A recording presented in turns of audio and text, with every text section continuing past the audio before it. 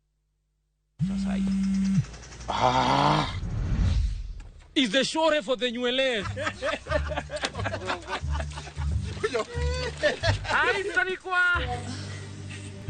It's Hanikwa.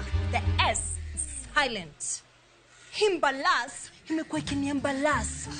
Hebu tumado kwa hit yo. Wasn't too many do tafadhali.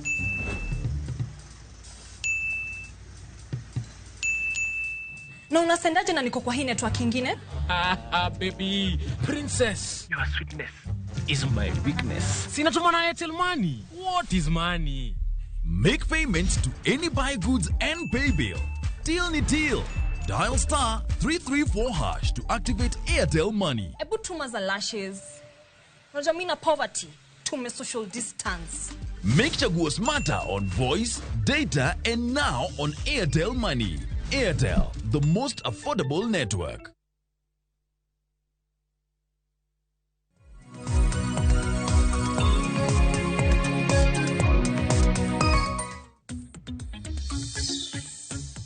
Manahmanya kwa Ramogi Juanga machigni okang marariyo. Wadhi nyime gi twak e chenro mar piny okinyi makawuono ka bende thundu wach mabende watwake.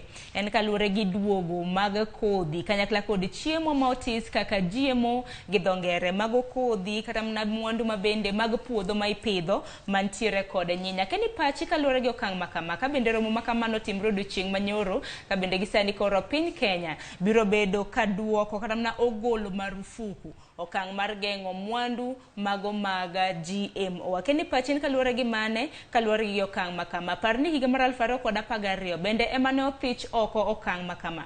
E kinde ma bende jatend piny Kenya nen mosenindo Mwai Kibaki. To kinde makamago Boaz bende jatend migao mochung' ne weche mag thieth nen Beth Mugo. Nyakwar Ramogi Juang pono kiriwore kod wasani. Okinyi makawuono ntiere gi wendo mabende ntiere godo en wendo molony e weche mag telo. Nyinge en Boaz Waruku mabende pod wasimo godo para hinya mwandu ma olos kod nyinyo mong'ere gi dho ngere kaka GMO. Bende pod obro bedo kwa mulo kata mno kenge mamoko kaluwore gi romo mar jotend migepe odiochieng' manyoro. Boaz nang'adi ka ni dhi nyime hinya ka ni loso e skunda Ijatona gi mano mar JKUAT. Tinende ni skunde go kata mna ka ne chako gi mar mondo mi gipuonj jopuonjre hinya lony motenre koda kata mana pidho cham. Lakini nyaka sani en yom koso mbek ni makoro skunde go koro ntiere godo. Koso to nwach manani ne na kor lwasi bende makelo midhiero makama. Ya mokwongo kika wachi ni anyalo bedo ka mondo me abed very authoritative nako ni Ijatona timo nono kata JKUAT timo nono kata colleges gi universities gi otimo nono. Mano kapani oningo bina nyalo timo. Kinyalo timo assessment no to dwani mondo bed deep.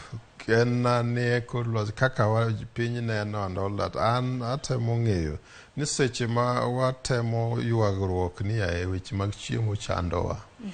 To nengo wadog chien wang'iyane to Kenya no bedo ga e line moro motegno mar ng'iyo ni ka wach chiemo wang'iyane ni to waketo tiegruok e yo mane mondo jok ma odonje kiwango mar tiegruok no kendo konyo jopiny mondo mi shida kata tabu mosebedo ka ntiere no waloyo tabu no. Ema nomiyo koni specialized colleges ki institutions awacho agricultural college ma tinde en Egerton University, JKUAT mano bende chakore agriculture and technology college tinde en university. To gi mamoko wacho nyaka Bukura nyaka ma Kilifi gi mopogore go. To koni dipo ni samoro kik wakao ni watero mana nyithinde tiegruok mondo mi giyud karatas kato giwuog gidhi gimany kuonde mamoko. Nengo beni wang'eyo seche tiegore ni tere kaka wasoko gi kata wasoyo gi kuonde ma tiegruok no dhi konye piny. Kaka kwa koni en mechanized agriculture, yani en agriculture ma itimo gi lony manyasani, lony makawuono ni. Kopo ni mane mwang'iyo nwatimo to nengo beni seche mwatiego yawagi, to watiego gi ka mano e gima wang'eyo. Matieni kaka fil kama ne gidhi giyudo ka seche kata mbolea iketo e yo kama kato tiegruok no kelo rieko machielo omiyo gi lony moro manyien emom nengo beni kod itero mondo mi otim mano. Apani yo aina no do bedo ni kata sani kech antie ta ok en kech ma ineno ka sani kamoro amora ji duto ywak ni ae kech ni e piny kendo inyowa. To kata mana piny Kenya king'iyo kata mana Boaz higa ka higa nyaka wayud buche motenore kod oro kanyakla kod kech malia ahinya gwenge mag North Eastern. San kata mana kech be nitiere kata mana e gwenge magwa mag Kaluo. Wantiere gi Nyatike kama bende oro bende pod okwako nyaka gi sani. Erokamano. Amor gi kaka itemo fuono chien kanyo. To chien kanyo be kopo ni wachak wadok kata na e dak joluo. Horo na bedo. To horo na ok bed horo machopo kama koro onge gimoro amora minyalo yudo. Horo kata kobedo to yudo ka gwenge moko nitie ka horo ni ka more to wang'e ni toke kamoro ka joka nyicha gin gi chiemo kendo emomiyo ji nadhi kata Kisuma. To macha ndalo cha onge kata technology, onge lony moro amora. Iyudo ka ndalo no chiemo nitiere kaka bende okan minyal ti godo bang'e. Lony moro amora ma otegno kaka manyasani gi ne onge. Omiyo onego bed ni sani iluongo ni wan onego bed ni wan more advanced. Onego bed ni wan mbele moingo kucho nyadi mia kata nyadi tara. Nikech sani nyanonro kwa tiyo gi weche mag science. Wasenego bed ni okelonwa ujuzi moro. Momiyo sani ka walos kwa ng'iyo ni loe ma chiemo dwa wuokie to nego bed ni lono koro watiyo kode in a way ma koro nyalo kelo konyruok ahinya. Apani mane omiyo yawa ma ngi lony mani oko kaka sana kech wach GMO ma Kenya to kik apani jo Kenya ng'eyo ni Amerika to gi Uingereza osebedo ka dhiro mondo mi gi yudie thuolo bende ma kaka kech gin gise advance gise dhi mbele ahinya miyo ginyalo kelo kata na seeds go ginyalo kelo gik mopogore mondo me gikoni ikaw godo market ng'iyo ni to ere kaka gini ka gikelo mondo mi okony jopiny to gimbe giyudo godo profit nikech ng'enyne gin jok ma gidil gi wan gi kembni wadwa ni kembni go seche mwakonyo to kembni go be yudo ohala profit giyudo ohala omiyo mano to biro bedo katimore piny. To an gima dwa ni mondo mi jo Kenya oketie pachgi kendo motegno malong'o. Kenya is a beautiful country kendo en a resource rich country. Matieni en gi mwandu gi ko bedo mana ni loso gi malong'o kendo rito gi kendo mwandu mitiyo go mondo mi jo piny okonyre odhi malo. Ok onego bed ni Kenya en achiel kuom pinje monego bed ni nyalo bedo kata ka pidho jok mantiere bethene machiegni nikech kuom pi ma oluoro Kenya kata manie Kenya kata iyudo ka wan achiel kuom pinje mikoni nitiere gi pigego kendo en pi magata kidwa ni mondo mi trite mondo mi ji omodhe ok kawo pesa mang'eny nikech en koni soft water kata ka chopo mwadhi nyaka nam chumbi gini mago bende kuonde ma pod nitiere nikech blue economy kata gima ikoni blue economy chato gi dholuo matiluongo na ok tan waloke no uchumi marambulu kuro be ibro yudo ka that blue economy coast kata nam chumbi no miyo nitiere rech aina mabende mabecho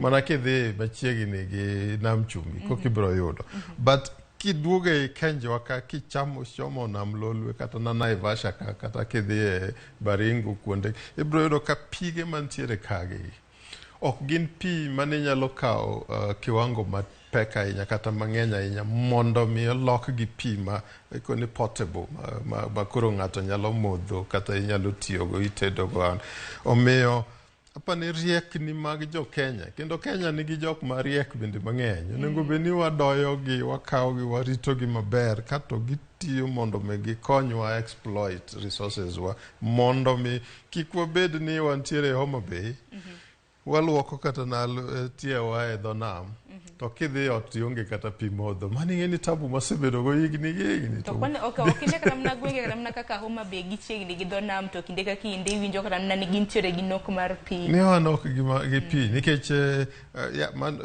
nitiere wach achiel ma bende oluwore gi kaka nok mar pi nikech nitie ndalo moko ma ikoni pinje mantiere machiegni gi the Great Lakes region to gi the Nile route nitiere agreement mane koni jo Misri no sign kod an international agreement matiende ni koni ni pino kata kutiyogo to kunyal tiyo kode yo makama. Apa ni ndalo mani sign gigo ni sign ka ji na pod piny na pod nindo mang'eny. Kich sani okonego bed ni ng'ato bire kor dalau kato koni ya yaw mantiere tie dalau ni endi pigni ok wadwa ni utiyogo da tiyawo yaye. Ubro tiyogo kaluwore gi kaka wane mwawinje to ento okodak kanyo. Mago agreement ma ka iluwore gi chik ma koro wan go mutegno masani mar Kenya ni ang'eni okonego bed nogongana gi chike ma oko to onego bed ni jo Kenya man gi sovereign will ma giwacho ni agreement ma bandi yago onego bed duog gi e mesa mondo mi nitie kaka ikologi mondo mi owitgi oko mondo mi oyaw ne jo Kenya sana kaka mobedo machiegni gi nam lolwe mondo mi ging'i rieko ma gitimo go irrigation no. Taparo ni adieri ok apakara ni agreement no bo osebedo ni ema bari ahinya. Nam lolwe to gi nembe gi kuonde pige mantiere kori en ni interest to gi motivation mondo mi wa exploit gino mondo mi okony jomodak kuro. Apa ni marginalization, I'll call it marginalization. Okonego bed ni en marginalization mana ming'iyo ni mare community bedo marginalized nikech kopo ni mane thinking mosebedo ka nitiere machien kacha to onego bed ni koro walok paro mondo mi kik bed ni mwandu mantiere monego bed ni konyo jok man kanyo onego bed ni ketho nikech adieri piny kidhi kidienje kata area ka area iyudo ka nitiere kaka ji lore nitiere joma nyalo loso mekgi kichako gi coast pwani and all that ibro yudo kundo nitiere kuonde ma ginyalo pure niang' nitiere moko ma giluongo ni big zaka nitiere ma ni piny Kenya kata mana walonye weche kata mana ba to daktari kama nyalo duoki kata mana e wach GMO ni GMO ni kata mana kano thiche oko higa mar 2012 oganda ma pacho kaendi bende koro kata mana odiochieng' manyoro kani winjo kata mana paro ma bende na gichiwe mbui kaluwore gi marufuku ma bende koro ogol e okang' mano mar pidho chiemb GMO i pacho kae bende wang'eni nang'o miyo ni bende no thiche oko higa mar 2012 nen kaluwore gi kwiri ma bende ni wacho ni nyalo bedo ni chiemo mag GMO gi gintiere kod kwiri mang'eni nonro ma kamano jo science timo nyaka gi sani nikech wacho ni bende kwiri mantiere GMO nyalo bedo kata ni kelo kansa subtande ma pacho kaendi bende wantiere kata mana gi okenge ma kamago science bende jo science bende osetimo nonro ma koro romo mowacho ni koro chiemo ni en kare.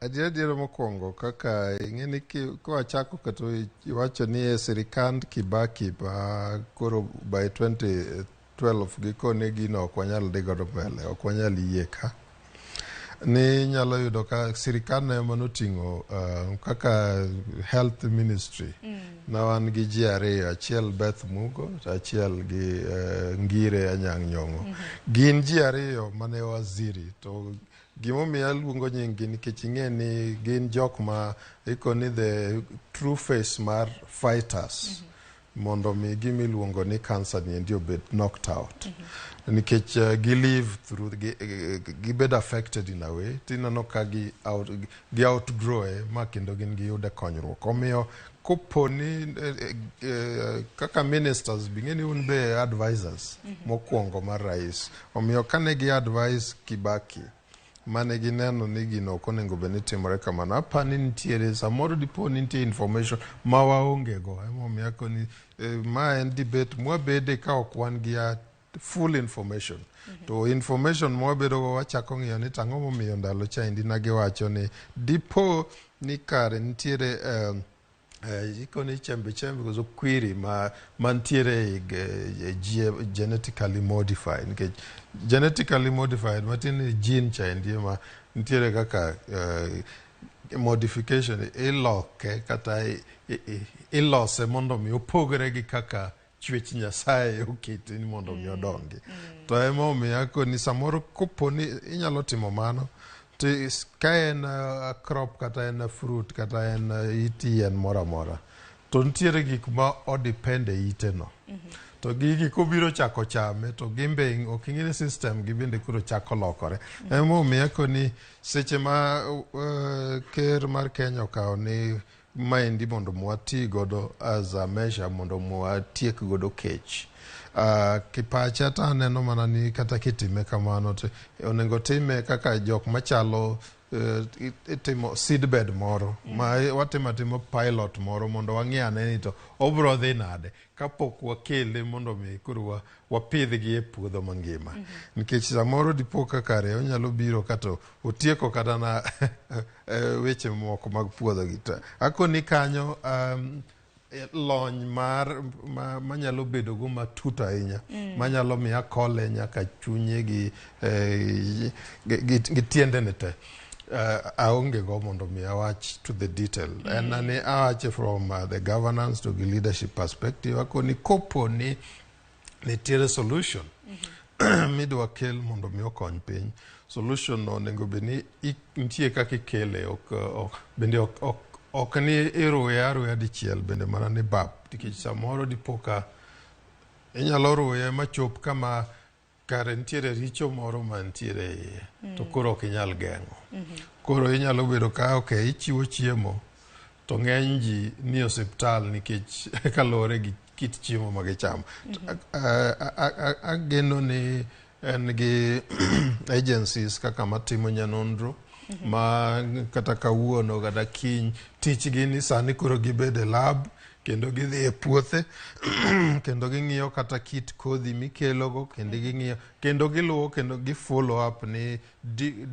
dipo ni nitiere tabu moro e mwakeloge ka gin gi nyanondro ainano apani onego beni giketo e mesa mondo mi safety gi health mar jo Kenya onego be namba mokwongo yieng ber to yieng ber gi gima ber yieng kik bed gi yieng gi kwiri yieng gi sum yieng gi nikech samo nyalo poke onyalo chamo inyalo yiengi gimoro ma ok nyal manyalo konyo by the way ok awach ni kata ni chiemo gi kende ni minyalo yudo ka nyalo kelo tabu aina gi chiemo mora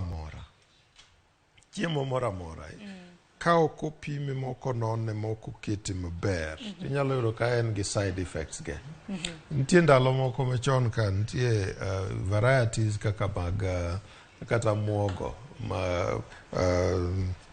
motimo kwiri Mario mi yudo ka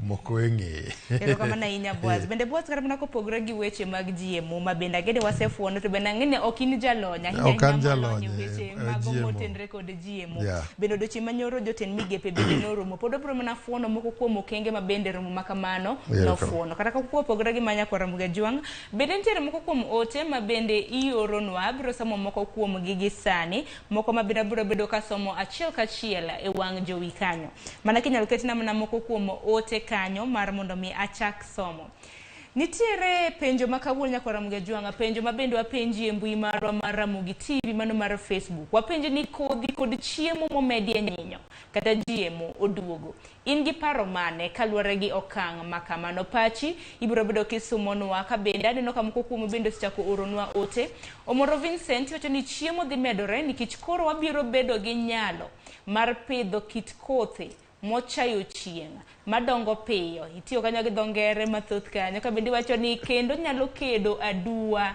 atenga gi kit tuoche mopogore mikelo gi lokruok e chal mar kor lwasi ero kama na inya kasomo ote mar janeno marwa machielo Job James Odhiambo iwacho no ginyal donjore gi ngima dhano to ka gionge rach to kare nochung gi nang'o chien kono kare koro mano penjo ma bende Job penjo kanyo Lewis iwacho ni Lewis wuod Awasi Boda iwacho ni chiemo biro bedo mopugno koro en ga mana geno marwa ka bende por warito neno ni ponono ni GMO biro bedo katie konok mar chiemo e pacho kae Moleduwa iwacho ni it's all about food security warwako kech ng'eny sana ero kama na inya kuom ote mari awuondo iwacho ni chiemo mora motimo GMO ok ber ne ngima dhano tinde GMO go oketi e nyinyo mamiyo gi hikore piyo moloyo kaka ndalogi kata lifespan margi gigi richo ne dhano nikech gikelo tuoche mag apoya kaka cancer and some tissue infections iwacho kanyo ni avoid koro en mana geno marwa ni piny owacho bende pod biro bedo katimo nonro kokadho ir jolony Asam Kapio Meja Wacho ni sirkal onge chiemo e dechegi, koro gineno ni GMO ema nyalo konyo, pesa be gionge go. Mano en mana paro mabende chinwa kanyo koda asama. Dhano maro machielo Robert Ouko wacho ni GMO to nyaka koro wachama chama. Ni mar kata mana rech wachamo mag China. To ok gin makawaida. Erokamano ahinya kuom ote mar. Abiro somo ote mogik, mano ote mar Lilian Atieno. Lilian Atieno wacho ni ananeno ka koro sirkal ok ranga ngima joge. Wainga to watho, tuoche be biro tiekowa. Mano mana moko kuom paro mabende oganda pod medo paro nwa kanyo kaluwore gi ote marwa mar odiochieng' ma kawuono mabende nwaketo e mbui marwa mano mar Facebook. Ora nyalo mana dhi e mbui marwa mar Facebook mong'ere kaka Ramogi TV to isumo paro ni kanyo kaluwore gi paro ahinya mabende koro othich oko kata mana sirkal ogolo marufuku mano mar okang' maging'o mwandu mag puodho ma olos koda nyinyo mabende otis kaka GMO. Boss kote ko mana chenro ahinya kotundo kod thuondo wach mar duogo mar GMO. Paro mabende ochiw kod jopiny di wach nang'o? Awi jopiny riek, akoni jopiny riek ma lokata wan mineno wabedo kagigi. Awi jopiny ma ekoni to rech mag jo China mwasebedo kwa chamo manyicho chopo kagigi. Daer mondo mi alerne kendo jo oganda Luo ni gimora mora ma itiyo godo e Kenya kamoa oko. Kata mana mitiyo godo e loso mashinde ma wanago. To maendi koluwore gi mar chiemo kata mana modhi kata nitiere board ma iluongo KEBS mar Kenya Bureau of Standards.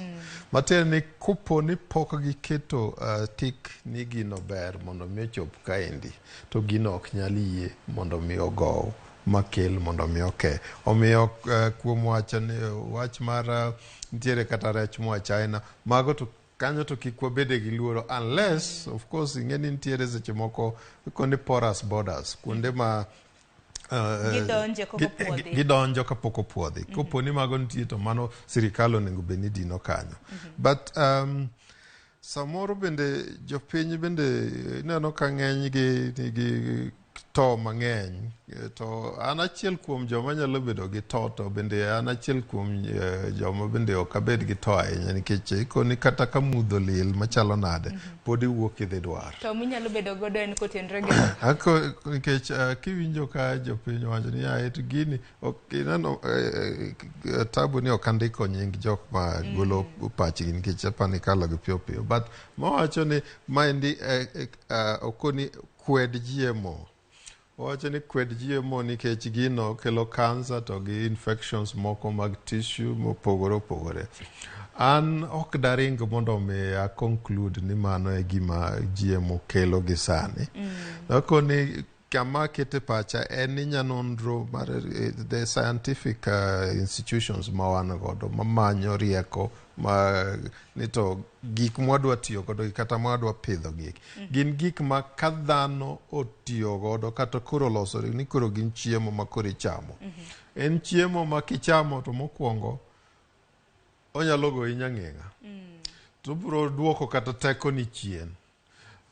Teko kata mar joma chuo kende teko mar joma mine. Onyalo kata bedo no interfere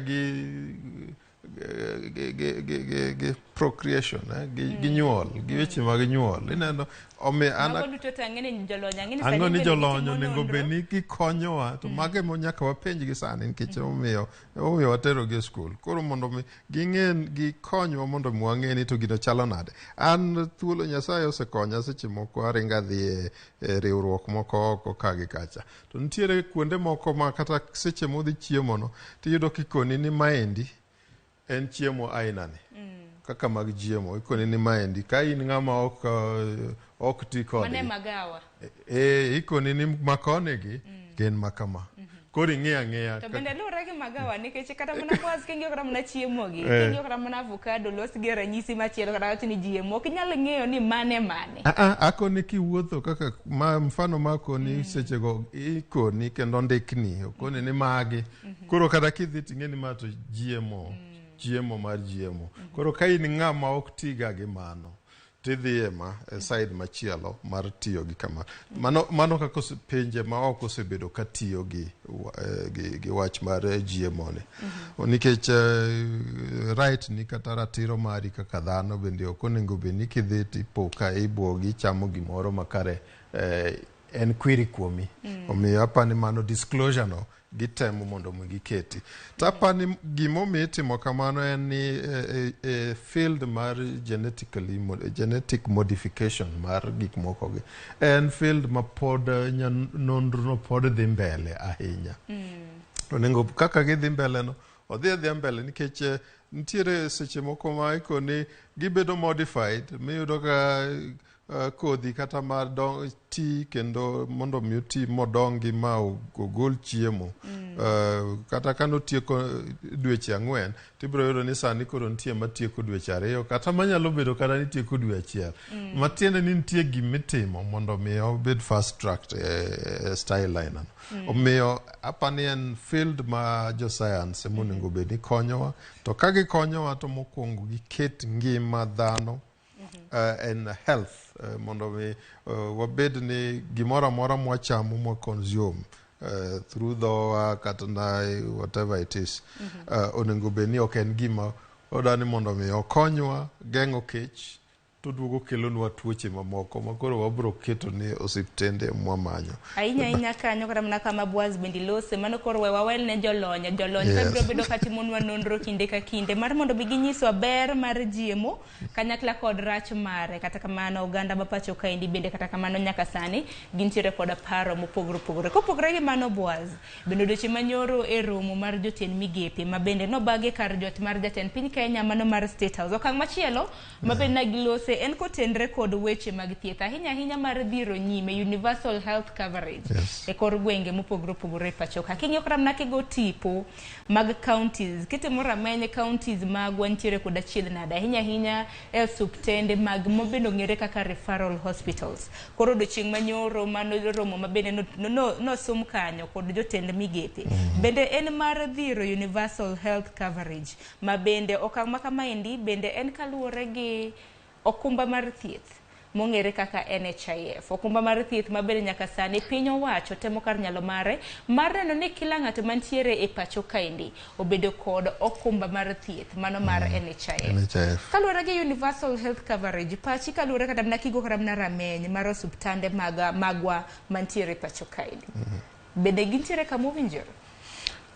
Erokamano mokwongo thieth kata bedo ni wan gi kuonde thieth to gi kuonde thieth go in ng'ama nigi tuo moro machando inyalo donjie ma iyud ka daktari nitie ma thiedhi kendo iyud ka seche mithiedhi no daktari pimi gige pim go ntiere kendo bang' kosepim mosendikni ni in koro kaw yadhni yadhgo be ntiere.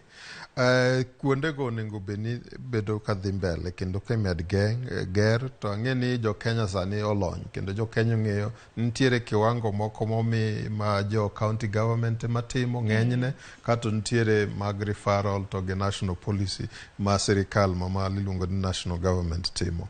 Mano onego beni dhi mbele kamano. To ntiere kama wacho ma accessibility matiende ni ng'ama nigi tuone moro inyalo dhi kar thieth mi yud ka ipimi to gige pim go ntie kendo yud maka yedhe. So accessibility kanye kama okumba ni bire. Kech okumba ni onego beni kuro biro ka ok ni in kode to kama ng'idhiye mondo mi othiedhie no mondo mi koni an gi NHIF card to ka dhi hospital to onge thieth minyalo yudo. Koro kuonde go onego losi kato ka koro oselosgi gima bro miyo ibedo gi access.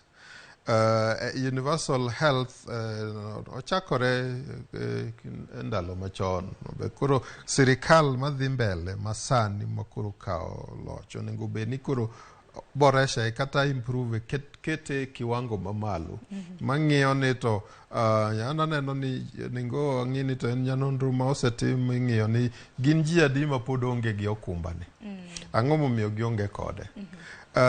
Bei mar chudo michudo dwe ka dwe chaendi dipo ni kaka sani ang'e ni chiegni giko ni ng'ato ka ng'ato nego beni chulo 500 Onego beni seche makoro chudo ni dipo ni 500 ni kare en 500 mar miyo ma chiliel man gi nyithindo mang'eny motemo mondo mi ong'i koro 500 ni ong'iyo ni to 500 ni adhi ang'iewo godo cham aregi mondo mi aket negi kuon ka koso 500 ni endi akawo mondo mi aketie kalatas ma kopo nigi tuo tibidhi to ng'eni ng'enyne ka chopo ni decision midwa make en ni adwa kawo gini mondo aket kaka okumbana koso akawe mondo mi akel godo gimore mesa mondo mwati sani.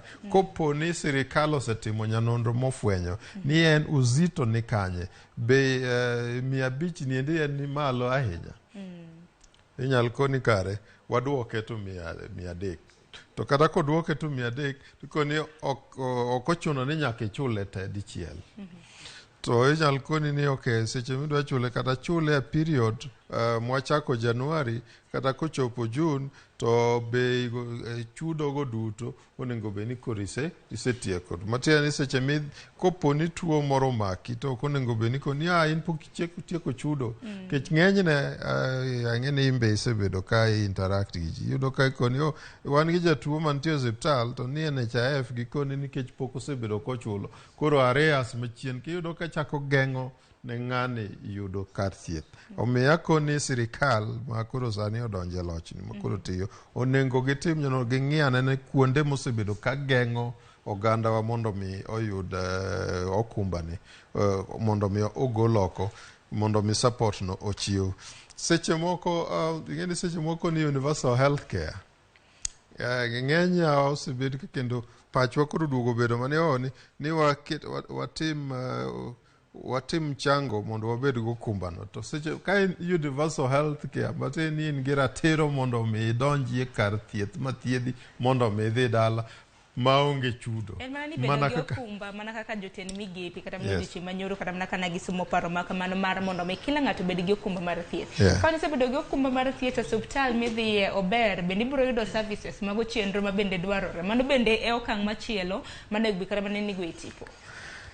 Okumba inyalo bedo go mane ma wacho ni inyalo bedo go okumba kato kamidhiye mondo mi yude thieth. To kata nikech tuoche ma wan go gin tuoche mopogore. Nitie tuoche ma kidhiye dispensary imi mana referral ni mawe watere level 4, ma watere level 5, ma watere national referral. Koro kiwango go nego beni okumba ma wacho ni. Sirikal onego beni apane gimiluongo ni review magicheko ni ang'o momiyo osebedo ka igeng'e to sirikal onego kaw kiwango maduong' mzigo ogol kuom raia giting'e maduong' nikech gimomiyo onego gitim mano raia ni ng'eni osolo osuru kuonde te kata kibrit modhi ng'iewo cha ndio sena solo osuru. Koro sirikal osebedo choko mago kato kawo ni nikech in ng'at achiel ok inyal sijisimamia weche mag afya kata health magi. Koro osuru mwasologi waketo godo osiptande mag hali ya juu kendo wandiko go lakteche ma bende wasetiego gi universities waka kata kopo ni nitiere specialization moro mwatero gi go oko magichak giduogo. Mano tich monego beni kendo gilonye kendo gimiyo uzito zaidi ma in kopo ni tuo mora ogore kuomi to ok ni nyalo chopo kama koro wadhi chako ng'iyo ni to ere kaka wasolo ne pesa mondo mwatere India mondo mwatere Amerika mondo watere oko tinde itero ji kata kuonde mopogore kik water ji Loliondo ma Tanzania ka mono miti shamba kik water ji baku takoni gigo wanyalo gero e Kenya ka nikech apani pesa kata mwandu kata tax michoko kuom oganda gin en hali ya juu. Omiyo pesa no onego beni konyowa mondo mi wabed gi gerruok kata ritruok mondo mi kit ngima dhano mondo mi obed. To nitie seche ma iwacho ni bura mane kero bedo godo gi jatend migepe makoro wuok nikech en gima koro onego beni donje. Nitiere wach mar somo bende ni neno ka gitemo to inano ka kendo no gifuone in detail apani mana nikech en mjadala kata en wach ma pod dhi mbele but kanyo be onego bed ni sani wang'iye waketi koni antena onego bed ni bedo malo nikech kaka jopiny mokwongo onego bed ni waoyo chunygi mondo mi gifweny ni to nyithinde wa mantiere skul gi nikech ineno kaka ne giwacho koni okay nyithindo madhi timo penj mar klas 6 mondo mi gidonje junior secondary wa wish you well madhi timo KCPE umbe wa wish you well madhi timo form 4 but jonyuol ing'eni ni giparo pod gin gi tabu mang'eny nikech jonyuol koni to nyathina ma higa 11 koro atere sekondari to atere sekondari kanyo to seche mabende watere sekondari ting'eni koro ing'eni primary osebedo kae onge chudo to seche modonje sekondari ni ting'eni sekondari to niga gi fees michudo kuponi en ng'ama dhi to bende parni kata mana bwazo waruke kinde mabende jotend migepe odiochieng' manyoro kana giromo kata mana ka ne gidwaro ne gihawi maber kinde mabende gidhi timo penjo nitiere nyithindo mantiere grade 6 madhi timo penj kadhi grade 7 wantiere gi jo form 4 wantiere gi jo class 8 kata kamano jotend migepe bende norwako okang' mar mondo mi curriculum odonj e wang'e kata mana odhi e wang'e chakre higa mar 2023 mano higa mabiro wang'e ni covid mano tuo mar corona noketho curriculum ma pacho kae.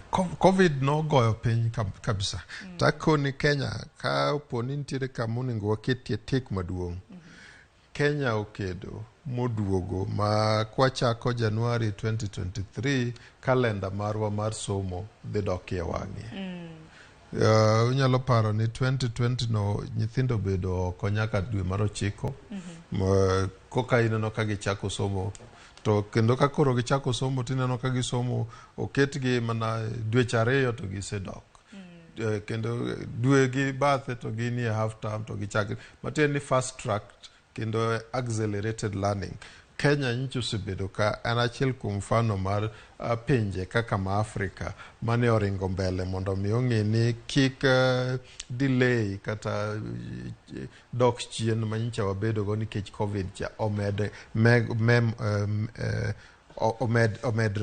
omiyo kanyo takoni tik mar sirikal mosebedo ka tiyo mano miyo nyithindwa ok obedo chien nikech ing'eni nyithindo konyuol to hikgi te chal kata onyuolgi na Amerika ka en 10 years and 10 years onego bed ni level mar education modhi godo mbele no kik pogruok bedie malach ahinya omiyo kanyo to gitiyo maber omiyo kata ka koro wadhi chako 2023 gidhi chako en a fresh school year but gima duong' ma pani onego bed ni kindawa konyo kolo ne jonyuol kendo nyithindewa nikech jonyuol yudo ka moko pud penjo ni ae to ere kata kaka jo grade 6 makoro dhi e junior secondary gidhi kawo gi nade nikech giwacho ni to dongo no wakwe ni sani koro gidhi timo penj to wan wawe ni onge penj mitimo nikech gisebedo ka gitimo assessed apani onego bed ni lero negi mayom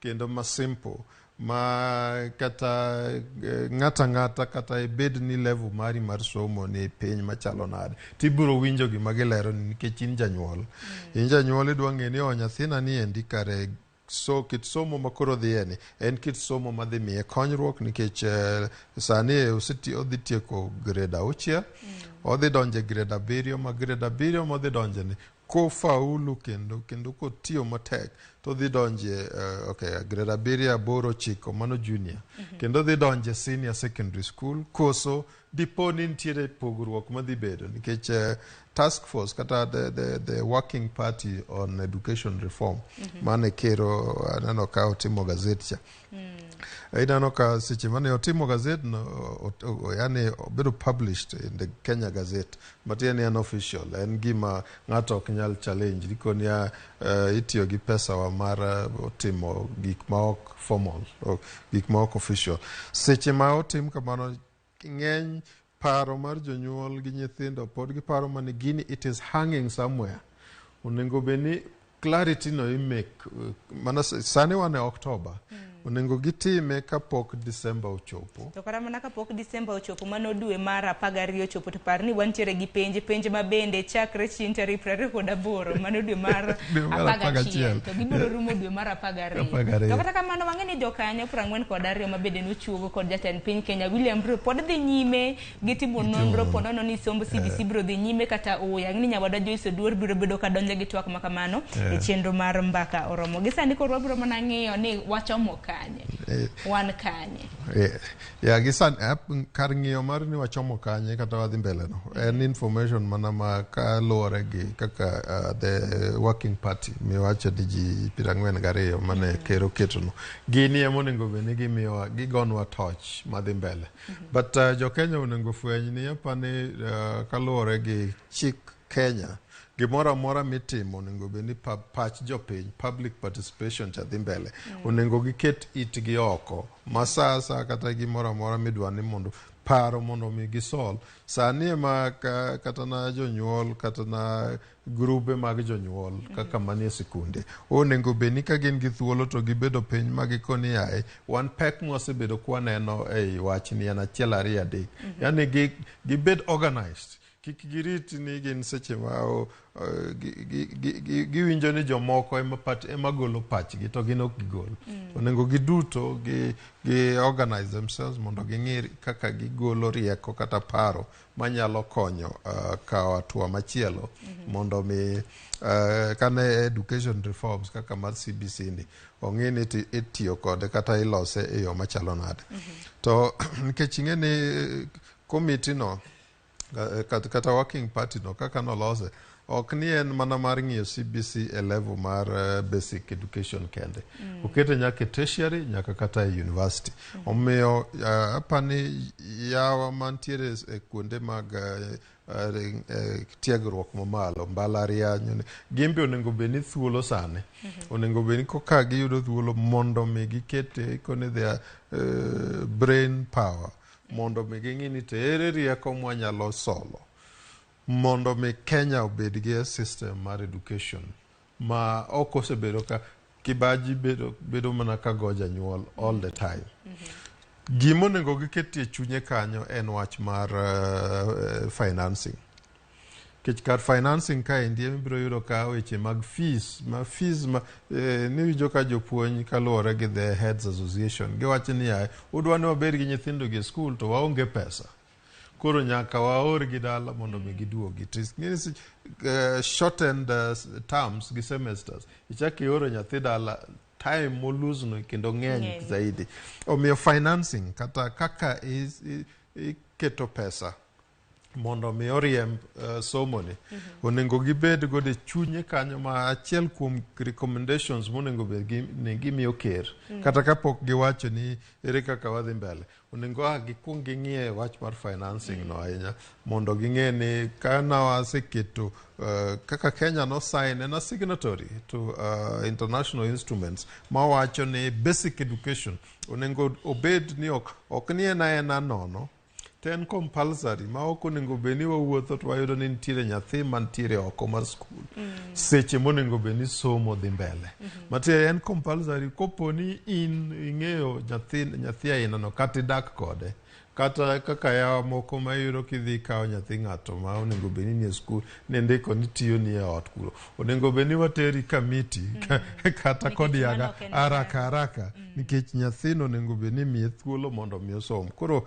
akoni wach financing no onego beni ging'ie makini sana to gindo enforcement mar gik mwaketie sahihi mwaseketie lwedo ni basic education and free and compulsory okonego beni wadokie chien ma seche ma working party ni ng'iyo mano onego beni ging'iyo ni kata kuponi system ni dwaro manyonge mang'eny dwaro pesa mang'eny pesa go okonego beni duogo ni manyo gi ir nyathi nikech kuno nwasiaye kik aora mise yori kalo okichaki dok ni ema kodi dwa chako wacho kaka ntadhi yore nade hapa ni kuponi wachako wadokie ni kuro wachako discuss ni to free and universal basic education no wadwa chako keto mano ni bi wachako wachie golie paro ni to bende nyalo timore. Mano to wabiro bedo ni wadok chien instead mar dok mbele, mar dhi mbele.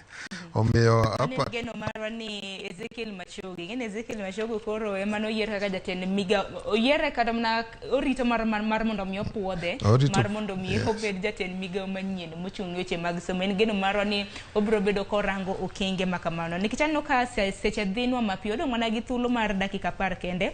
To wachiko twak makama ngene rombo jotend migepe to notimre odiochieng' manyoro. To odiochieng' manyoro no bende gimoro machielo bende notimre. Kata mana kopogre gi romo mar jotend migepe. Koro bende gisani jo Kenya dhi yudo fuong'ruok bang' nengo bar mauta ne otonye medruok mar osuru. Kani winjo odiochieng' manyoro gidhi mburu mano Director General kata mana Commissioner General mano maduol mar KRA. Koro nowacho ni gisani excise duty idhi bedi ka iketo e pi amuna, chocolate gi mamoko. Okang' makama koro akeni keto wa e okang' machal nade. Koro jo Kenya dhi yudo fuong'ruok bang' mauta tony e medruok mar nengo mar osuru. Tang'eni mauta lokruok mar bei ojachiw chien tarik 14 mano mar dwe ka dwe. Okang' makama ni neno dhi timo dhi bedo nade? Erokamano mokwongo jo Kenya to nigi hope. Gin gi geno ka odiochieng' gi geno ni mondo mi mzigo magen gogo ogolnegi oko matin. Omiyo bedo ni mafuta usuru moro mane ineno kinyal medi kata mani wiye chendi ni koro ok dhi bedo. Apa ni ng'eny jo Kenya na koni ng'ade odogi e piendo piny zaidi. O kata ni weya kama nikech kama entiere ni sani mokwongo en malo. Onengo benio kech kata king'iyo koni gin levies mamiyo iketo gi mafuta kanye momiyo yudo ka koketgi kanyakla to chiegni gin nus mar bei mwachule mafuta.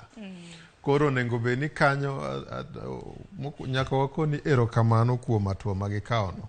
But onengo beni gitime even more. Onengo ging'ini to ere kuonde mamoko mwanyalo ng'ade mondo mi odog chien mondo mi fuel price kaka sani odog chien. To gi mar ariyo bende technology koni technology midwa los godo chiemo kadhi mbele but technology kendo mag mashinde makoro tiyogi kaka sani Kenya kaendi wan gi chieng' ger mwaloko waketo go kata ni jok matiyo gada tie yien kata e shades mamoko iluongo ni jua kali ke chieng' ng'eny. Chieng' en energy. Chieng' en mwando mi tiere kaka inyal choke mondo mi koro mi okonyo. Tiere ng'eni ng'eny geche kata tinde mati ilosogi. Yudo ka moko iluongo ni hybrid to nitie moko mar 100% solar, 100% electric. Ma koro okoni to kare wan ma Nyasaye omiyowa electricity chieng' mangimane. Rieko to juzi mane koro mwanengo beni watiyo godo mondo mi koro wa harvest. In gi gachi to chieng' cha endie ma itap to koro riembe iringa. Matia ni pollution mar environment cha odok chien. In bende pesa midwa tiyo go mang'eny manyo mafuta cha endi bende dok chien. Koro technology ina no hapa ni mano a long term plan monego beni sirikal sani konyowa omiyo mwandu madiponi ntiere magin godo matin mar timo utafiti no gi invest initiatives mabro konyowa kelo products mabro miyo kata koro wechewa mag wuoth kaka koni technology manyasani makoro bro konyowa e yore mag kaka mag wuoth go kata mana kichako gi karo kinyosi kama okibedo ni bro rito ni oni Kenya Power manyaga koro kelni to jua kali to jua to chieng' to ger kendo chiemo kanyo chieng' no inyalo tap mondo mi okonyo mano technology ma sirikal onego beni investing mondo mwabed gi advancement mondo mi adhi mbele ahinya hapa ni mano bro miyo akonyruok. To gi kech weche gi kikwadwa ni mondo mi waket gi yo maler. Okonengo beni obedo gi luongo ni knee-jerk reaction to gi bende wabeda gi reaction all the time. Onengo beni wabedo gi long term plan. Kenya ka plan mwasebedo ka wan godo mar Vision 2030 ma bende sani odong' na higni 10. Onengo beni higni 8 sorry. Onengo beni pacha odhi gi apar nikech onego bedni at least 10 years to an evaluation kata review moro mondo mwang'e ni to wan kanye e ng'wech mwaringeni. Eliud Kipchoge ka nyicha ringi neno ka okoni kasechopo 50 kaseringo kilomita makoro wan e nus onego bedni time maseringo go en kama. Koneno ka time no kare pok ochopo ng'eni kare nitiere gimoko atimo maber koro dwa speed up mondo mi odhi mbele eka koyombo timore. It's the natural law ma onego bedni ji follow. Onego bedni sani koro wang'e ni mondo mi wachopie target wa ma 2030 cha ng'ikruok wasebedo go ka apa ni sirikandni chiel kuom gima onego bedni gitimo ma paro ni kata yawa ma ne ok oyudo konyruok nikech yiero nodhi kaka odhino. Onego bedni nitiere riekni moko ma nyicha ng'eny kata ma sani diponi ni oko gimanyane kaka gikawo riekogo mondo mi gibed go kanyakla mondo mi gikuong gitim quick assessment kama wantiere ni bende one headed towards hitting target mar that vision 2030. Vision 2030 nawachango gika wawacho ka duto nyaka manufacturing gina chiel kuom line mano nengo beni waringe. Wach mar chiemo mano nengo beni wayawo nyaka kuonde ma pige onge mondo waketie pi irrigation mondo mi chiemo mago ntiere kanyo.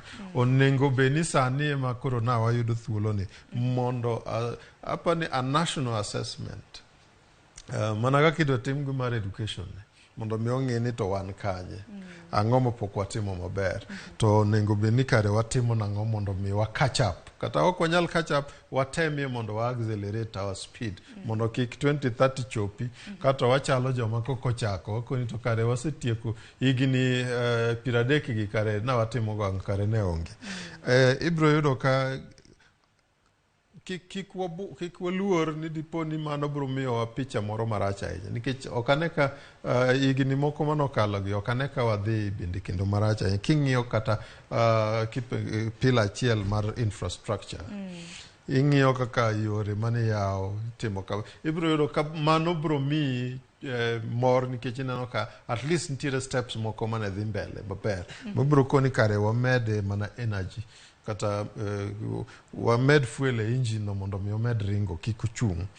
Omiyo apani an paro mane an go en assessment ainano mondo mwang'e kuma wantiere wang'e ane to koth mosebedo kago wani ka oponi koth en kodh ajiki ma ok chug wakawo kata mabul koro wawuotha ka wan gi mabul mondo mi wadhi mbele hit our targets mar somo mar agriculture mar infrastructure mag research kuonde duto te mar healthcare kaka mana kaka ne oyar gi vision wa makoro koni wadongi higni aboro kende to mondo mi orum. Mana kamano Boaz nikech aneno ka seche bendo mawawanga bang' mainde adwa somo moko kuom ote mabende oganda kata mana joneno magwa oronwa gi sani bang' mano abiro chiwoni thuolo mar wacho wachni mogik kaluwore gi thuond wach makama. Mana ka somo moko kuom ote abiro chako gi moko kuom ote mabende biketna e wang' jowi kanyo mar mondo mi wane ni en ng'a tineno wakin kanye mioronwa ote okinyi masani. Mana moko kuom ote Tyson Mayanja wacho ni pacha nyisa ni jogo ok dwar chopo singo mana gi singo koro gin giluoro kabisa to e yo ma gin giluoro ni bende en yo mar golo pesa kuom jopiny ok en nono. Mano pach Tyson Mayanja. Jal machielo kendo Alejandro Castoruz nyinge tek manade iwacho ni jiemo to gi pacha ok ber kod ngima dhano kaluwore gi nonro mosetim kod jolony. Erokamano ahinya janino mara machielo bende abiro somo moko kuom ote ma bende donjonwa e lai magwa mag ote machoka redek auchiela nono. Tomo mieno kintiere Kisumo iwacho ni rupiny ok amor gi wach duoko chiemo mag jiemo sepachoka. Chiemo go gin atere ngima dhano gikelo buok mar del, allergic reactions, antibiotic resistance, cancer kod koso bero chiemo mano mong'ere kaka loss of nutrition. Rupiny Joseph Mboya kiwuok e kaunti ma Homa Bay iwacho ni GMOs ber lakini oganda onego tang' ahinya. Midhiero mag GMO kata mana mag chiemo ng'eny ahinya GMOs ok ok ber e ngima dhano, gikelo tuoche magalagala. Iwacho weche moko kanyo mathoth ahinya kotenre kod tuoche mabende iparo ni ji e mos nyalo bedo ka kelo e del. Ramogi TV wacho ni nyingi Dave kiwuok Mirogi aparo ni nitiere Migori. Wacho ni neno chenro mar piny moro ahinya gi twak mar okinyi makawuono. Edgar Oguta iwacho ni jatend piny Kenya nego odhi mos kaluwore gi wach GMO. Nego tim nonro matut bang' mano eka chiwne oganda ma pacho kaendi. Yiena mar mondo miaso mana ote moko ariyo ka kapok akawo paro mogik mar Boaz. Nitiere Eric Ochieng wacho ni amosi eyo makare. Wacho ni wuok e gwenge mag Kindu Bay adieri. Okudha Evans bende wacho ni good morning Ramogi TV neno wake nitiere mbalariany mar Egerton. Engineer Lazaro Kanyambok iwacho ni Kenya should adopt modern farming technology. Wacho ni irrigation shortcuts can sometimes be harmful to our health. Engineer katamana Lazaro in benda agoni katamana erokamna inya agoni ote adach nango agoni erokamano. Engineer Lazaro en ngama pape ngeny. Mano wodala ngeye kendo ngama wiye ler kabisa. Kendo en gi riekni mangeny kendo kuonde motimo en ok otimo weche. Erokamano inya engineer. Omiyo apani an kadipo ni kura wacho wachna mogik e twak makawuono. Kuonga aduoko yawa chien mondo mi benda chaka konegi ni mokwongo nitiere kit kothe moko mosebedo ka wan go kendo osebedo ka konyowa. Kothe ma kata sani ka kone nyithinda ni deyo wan nigi kodhi moko mane gikano kata bed ni piny chalo nade to ok giwe mondo mi kothe go lal. Kadipo ni nitiere yawa manigi kodhi ainago, kodhi go dipo ni nitiere kuonde ma gibiro nyalo gikonyowa go. To science bende makoro biro ni nikech tiegruok miyo wafwenyo moko ma oingo kata kaka jowa manosedak machon ka. Science ma wan godo ni ok onego bed ni en science mana mar somo buk makoro in tich ni en mana ni sekram kendo e recite kendo emisiki keto ne ji mang'eny. To onego bed ni ng'iyo rieko manyien manyasani makoro in godo no. En rieko makoro wanyalo tiyo godo nade mondo wa improve godo hali mane wan godo cha. Mar adek en nitiere agreements kata contracts. Agreements, not contracts. Agreements manyachon mane osebed godo makoro otweyo lwetewa kaka wacho moko mane iwacho notweyo wach kaka wanyalo tiyo gi pi mar Lake Victoria nam Lolwe. Mata koni mano en excuse nikech onego bed ni duond jopiny kendo moluoro resource mora magin go onego bed ni wang'iyo rieko mwa exploit godo resources go kata mwandu magwa mantiere kanyo go. Onego bed ni mago duto gin weche masani kuro wakete mbele. Kata dieri sani ka ok warieyo wach mar somo malong'o ma wadwa bedo gi tangni ma ok wang'eyo ni nanga mar meli kata mar yieni wakete maber mondo mi kaya mokudho to en gima flow maber. Dipo ni wanyalo interfere gi dongruok mar yawa matindo gi tiegruok margi kaka gibiro biro kata wabiro ketho negi a lot of things mbele ka. Kanyo onego bed ni wa close ranks very very quickly. Kik wakete kar siasa. Onego wang'ie kaka professionals mondo wang'ie ni wach mar somo ni gi transition gi curriculum makoro wan godo makoro dhi mbele iko ni CBC review makoro chak mondo mi ong'ie ni to bende ober e yo machalo nade kata inyal bedo improved yo machalo nade kata wa restructure yo machalo nade. Jogo mane oseyie konyo jatelo mantiere loch tich konye uru mondo mi gino kete kaka priority. En gima ok onego bed ni okete siasa. Onego bed ni en gima bedo fast track nikech ng'eny weche monego bed ni tiyo godo kata paro monego bed ni solo mondo mi omiwa godo direction. Ok gin paro moko ma bende gin away from us sana. Gin paro mosebedo ka koro ji osebedo ka fuono kendo wacho. Omiyo kik gikaw a lot of time. nikech nitiere reports kaka inyalo paro nitie report moro mane Amina Mohamed ambassador nomi mane odhi ostadi kata oduogo koni yawa okumiwa thuolo moro kata higa achiel wang'iyane kaka wanyalo dhi to koni ne aini dwa dekowa mago ripode mantie nitie ripode mag the unions kapok sirikal nodonje mondo omi ochak tiyo kodgi e yo mopogore opogore union mane strong mane bedo gi members ne manotimo research ka gitudore gi migepe moko nitiere research reports ainago ma gigo nitiere information mang'eny kamano nego bed ni mago kuonde ma gidhi gi time gi kole rieko kata gi sole rieko ma ginyalo tiyo godo koro ka dhi mbele and mogik mogik zaidi but mogik jo Kenya seche ma lokruok biro kamaendi ang'e ni toto nitiere mang'eny but nitiere thuolo makoro koni okay there's a chance mondo wang'iyane to kare nitiere kare new ways of doing something kaponi nitiere new ideas mabiro mondo mi oket improvement go apani new ideas ko kikwa reject gi outrightly but nyaka wabed very cautious nikech samoro bende ka gin new ideas ma samoro wafwenyo ni magi nosebedo tested tried and they are tired and they are not adding value bende we must be very bold and say please stop that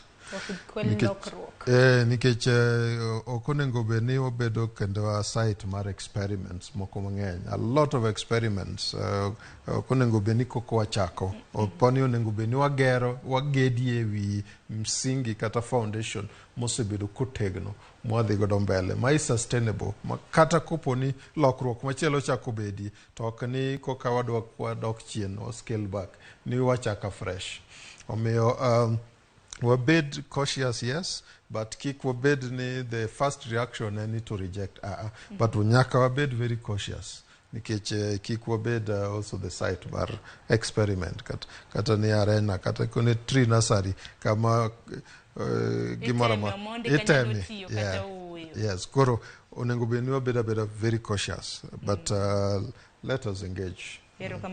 Erokamano kuom thuolo mar okinyi mondo watwak gi oganda. Apani erokamano moduong' ok dok ne oganda luo gin joneno and those who have been following erokamano ahinya bwazwa rukwago erokamano kuom monda ngendi buore Nairobi koyo ng'ech koth nochiwo tieno manyoro erokamano ahinya kuom monde chenro makama nyakoro mga jwang'ini bende erokamano ahinya kuom bedo kodwa nyaka gi sani ote mayoro bende temo kar nyalo mara mar somo kaluwore gi romo mar jotend migepe ma bende notimre odiochieng' manyoro ma bende nobagi e kar jot mar jatend piny Kenya State House mantiere buore Nairobi ka bende thor wach maduong' ma bende wuok kanyo en koro sirikal koro ogolo kata mana ogolo oko marufuku mano okang' mar geng'o mwandu mag puodho ma olosi kod nyinyo ma bende otis kaka jiemo kata kamano mathoth bende pod biro bedo katimore odiochieng' ma kawuono en geno mara ni kono chopo saa 3 mar okinyi nyawadwa Cleophas Oluoch biro bedo kanyisi moko kuom rombe kata mana chenro ma bende odiochieng' ma kawuono jafambo magwa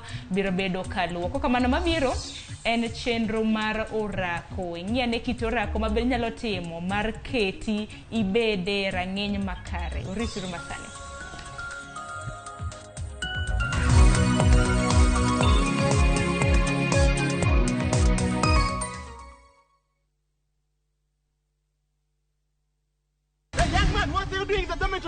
Schoolflix Data Pass is back. Now you can watch all your favorite films for free with 100 MB of data from Safaricom. To get Schoolflix Data Pass, simply tap Data Pass in the app and select Schoolflix. Schoolflix Data Pass. 100 MB to watch your favorite film on View Sasa.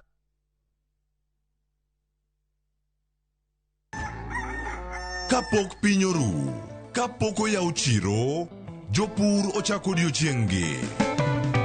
Ng'ato ka ng'ato gi gombo mar kelo lokruok. Wachalo joma timo research mondo mi wakel gik man gi value. Ma ok odewo kama idake kata gima ipidho. Pith mar kich en agribusiness. Riwri kodwa mondo ipuonjri yore pur. Cover crops inyalo pidho ei puothi mar rabolo no. Jopur kod chiro mag jopur. kendiel ma dende ber ema biro mi maket. Pur gi ohala. Tich adek ka tich adek, saa 1:45 mar odhiambo. Mane Ramogi TV.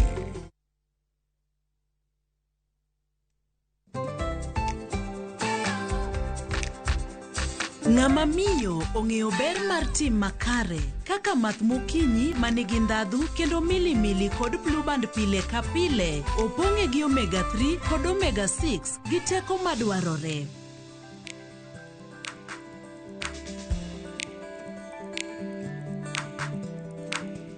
Math mokinyi gi blue band, dongruok mag-gi makare pile ka pile.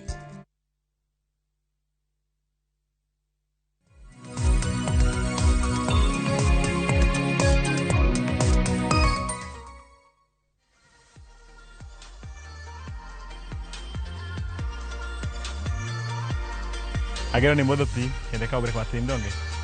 Wakonye kama nawe chande. Ne wanelo abode nyal faruye poko wil wadhi nyime. Onge ringo. Aya. My next kind one kama indi to crunch. Wadhi. Proper start. Crunch. Mind wabro tielo. To gibundich kanyakla.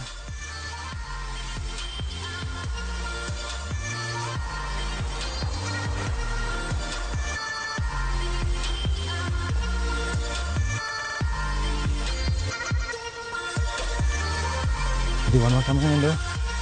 Twist. Twist.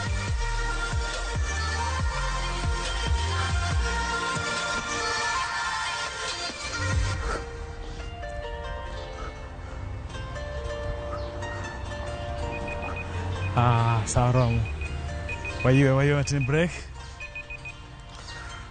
Why they have a body pain push-ups koni?